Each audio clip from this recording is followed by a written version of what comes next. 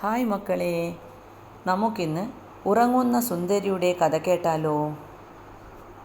ഒരിടത്ത് ഒരു രാജാവും രാജ്ഞിയും ഉണ്ടായിരുന്നു. നല്ലവനായ രാജാവിൻ്റെ ഭരണത്തിൽ പ്രജകൾ സന്തുഷ്ടരായിരുന്നു. എങ്കിലും തങ്ങൾക്ക് ഒരു കുഞ്ഞില്ലാത്തതിനാൽ രാജാവും രാജ്ഞിയും വളരെയധികം ദുഃഖിച്ചു. ദിവസവും ദൈവത്തോട് മനമൊരുകി പ്രാർത്ഥിച്ചു കൊണ്ടിരുന്ന രാജാവിനെയും രാജ്ഞിയെയും അവസാനം ഭാഗ്യദേവത കടാക്ഷിച്ചു. ദീർഘനാളുകൾക്കു ശേഷം അവർക്കൊരു പെൺകുഞ്ഞ് പിറന്നു. കുഞ്ഞിൻ്റെ ജനനം രാജ്യമെങ്ങും ആഘോഷത്തോടെ കൊണ്ടാടി.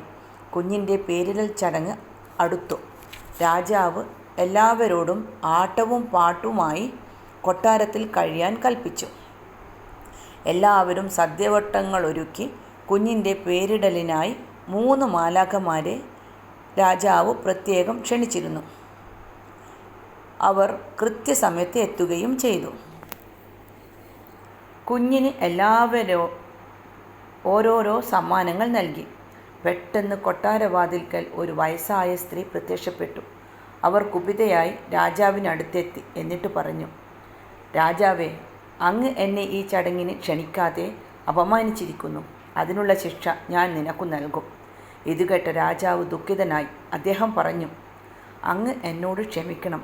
ഞാൻ അങ്ങയെ എല്ലായിടത്തും അന്വേഷിച്ചിരുന്നു, പക്ഷെ കണ്ടില്ല. അങ്ങ് എൻ്റെ ആതിഥ്യം സ്വീകരിച്ച് എൻ്റെ പുത്രിയെ അനുഗ്രഹിക്കണം. അവർ മാലാഖമാരോടൊപ്പം ഇരുന്നു. ചടങ്ങ് അവസാനിക്കാറായി. ഓരോരുത്തരായി കുഞ്ഞിനെ അനുഗ്രഹിച്ച് പിരിയാൻ തുടങ്ങി. മാലാഖമാരിൽ ഒരാൾക്ക് ആ സ്ത്രീയുടെ പെരുമാറ്റത്തിൽ സംശയം ജനിച്ചു. അതിനാൽ അവർ മറ്റാരുടെയും ശ്രദ്ധയിൽപ്പെടാതെ കുഞ്ഞിനെ അവസാനം അനുഗ്രഹിക്കാനായി മാറി നിന്നു. ഓരോരുത്തരും ഭാവിയിലെ നന്മയ്ക്കായി കുട്ടിയെ അനുഗ്രഹിച്ചു. അങ്ങനെ ആ സ്ത്രീയുടെ ഊഴമായി. ഒരു വലിയ മന്ത്രവാദിനിയായ അവർ കുഞ്ഞിനെ അനുഗ്രഹിക്കുന്നതിനു പകരം ശപിച്ചു. 17-ാം വയസ്സിൽ കാൽവിരൽ തുന്നൽ യന്ത്രത്തിൻ്റെ ചക്രത്തിൽ കൊണ്ട് ഇവൾക്ക് മരണം സംഭവിക്കട്ടെ. ഇത്രയും പറഞ്ഞ് ഒരു കൊടുങ്കാറ്റിൻ്റെ വേഗതയിൽ അവർ കൊട്ടാരത്തിൽ നിന്നിറങ്ങിപ്പോയി. ശാപവാക്കുകൾ കേട്ട രാജ്ഞി മോഹാലസ്യപ്പെട്ടു വീണു. രാജാവ് തേങ്ങിക്കരഞ്ഞു.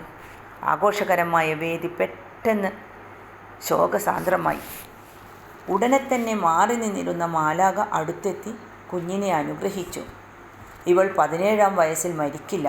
പകരം തുന്നൽ യന്ത്രത്തിൻ്റെ ചക്രത്തിൽ സ്പർശിക്കുന്ന നിമിഷം 100 വർഷം നീണ്ട ഉറക്കത്തിലേക്ക് വഴുതി വീഴും. ഇങ്ങനെ ഇവളെ ഇഷ്ടപ്പെടുന്ന ഒരു രാജകുമാരൻ തൊടുമ്പോൾ കുമാരി ഉറക്കത്തിൽ നിന്നുണരും. എല്ലാവരും അത്ഭുതപ്പെട്ടു. 100 വർഷം നീണ്ട ഉറക്കമോ?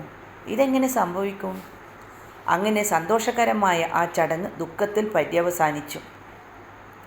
രാജ്യത്തുള്ള എല്ലാ തുന്നൽ യന്ത്രങ്ങളും നശിപ്പിക്കാൻ രാജാവ് ഉത്തരവിട്ടു. കുമാരിയെ അധികമൊന്നും പുറത്തിറക്കിയില്ല. അതുകൊണ്ട് തന്നെ കുമാരിക്ക് അധികം കൂട്ടുകാരികളും ഉണ്ടായിരുന്നില്ല. വർഷങ്ങൾ കടന്നുപോയി. രാജകുമാരിക്ക് 17 വയസ്സായി. ഒരു ദിവസം അവൾ പൂന്തോട്ടത്തിൽ തനിച്ചിരിക്കുകയായിരുന്നു. അപ്പോഴാണ് അങ്ങകലെയായി ഒരു ഉയരമുള്ള കോട്ട കുമാരിയുടെ ശ്രദ്ധയിൽപ്പെട്ടത്. പെട്ടെന്ന് അവൾക്ക് ഒരാഗ്രഹം തോന്നി. ആ കോട്ടയുടെ മുകളിൽ കയറി നിന്ന് ചുറ്റുമുള്ള കാഴ്ചകൾ കാണണം. കുമാരി ആരോടും പറയാതെ ആ കോട്ടയിലേക്ക് പോയി. പടികൾ ചവിട്ടിക്കയറി മുകളിലെത്തിയ കുമാരി ഒരു സ്ത്രീയെ കണ്ടു. അവർ തുന്നൽ യന്ത്രം ഉപയോഗിച്ച് തുന്നുകയായിരുന്നു. ആ യന്ത്രം ആദ്യമായി കാണുകയായിരുന്ന കുമാരിക്ക് അത്ഭുതം തോന്നി. അവൾ അതിൽ തൊട്ടുനോക്കി. അറിയാതെ അവളുടെ കാലുകൾ അതിൻ്റെ ചക്രത്തിൽ സ്പർശിച്ചു. ഉടൻ തന്നെ കുമാരി മയങ്ങി വീണു. ആ സ്ത്രീ ആളുകളെ വിളിച്ചുകൂട്ടി. വിവരങ്ങൾ അറിഞ്ഞ രാജാവ് ദുഃഖിതനായി. അദ്ദേഹം മകളെ നന്നായി അലങ്കരിച്ച ഒരു മുറിയിൽ കിടത്തി. അപ്പോഴേക്കും ആ പഴയ മാലാഖ കൊട്ടാരത്തിലെത്തിയിരുന്നു. അവർ തൻ്റെ മാന്ത്രിക ദണ്ടുയർത്തി എല്ലാവരെയും ഉറക്കി. കൊട്ടാരത്തിന് ചുറ്റും കാടുകളും വൻമരങ്ങളും വളർന്നു വന്നു. മാലാഖ തൻ്റെ മാന്ത്രിക ദണ്ടുപയോഗിച്ച് 100 വർഷത്തെ വളരെ പെട്ടെന്ന് കടത്തിവിട്ടു. അങ്ങനെയിരിക്കെ അയൽരാജാവിൻ്റെ പുത്രനും കൂട്ടുകാരും ഒരിക്കൽ നായാട്ടിനിറങ്ങി. കാട്ടിലൂടെ സഞ്ചരിച്ച കുമാരൻ കൊടും കാട്ടിലെ കൊട്ടാരം കണ്ടു. പേടിച്ചരണ്ട കൂട്ടുകാർ കുമാരനെ നാട്ടിലേക്ക് പോകാൻ പ്രേരിപ്പിച്ചു. പക്ഷേ ഏതോ ഒരു മാന്ത്രിക ശക്തി കുമാരനെ കൊട്ടാരത്തിലേക്ക് അടുപ്പിച്ചു. കുമാരൻ പതുക്കെ കൊട്ടാരത്തിൽ കയറി.